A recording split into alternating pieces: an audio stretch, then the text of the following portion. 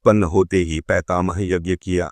उससे सोमाभिश्व के 3 सूती सोमाभिश्व भूमि से महामती सुख की उत्पत्ति हुई। उसी महायज्ञ में बुद्धिमान मागध का भी जन्म हुआ। तब मुनिवरों ने उन दोनों सूत और मगधों से कहा, तुम इन प्रतापवान वेन पुत्र महाराज पृथु की स्तुति करो।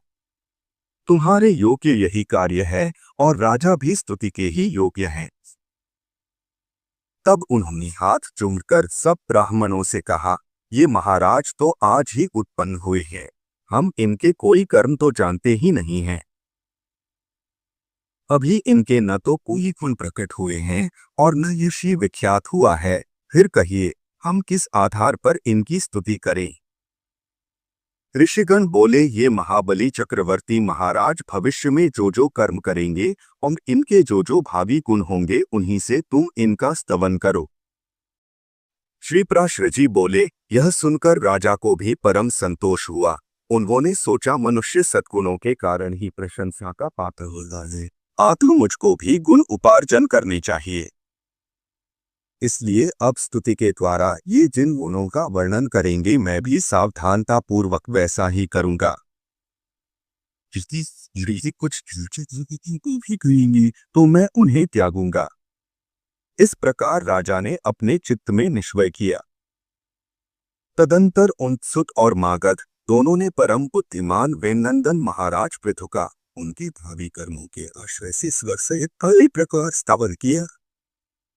उन्होंने कहा, ये महाराज सत्यवादी, दानशील, सत्य मर्यादा वाले, लज्जाशील, सुहद, क्षमाशील, पराक्रमी और दुष्टों का दमन करने वाले हैं।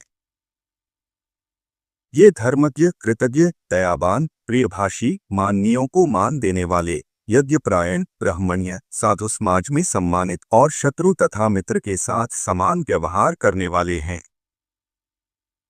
इस प्रकार सूत और मागध के कहे हुए गुणों को उन्होंने अपने चित्त में धारण किया और उसी प्रकार के कार्य किए।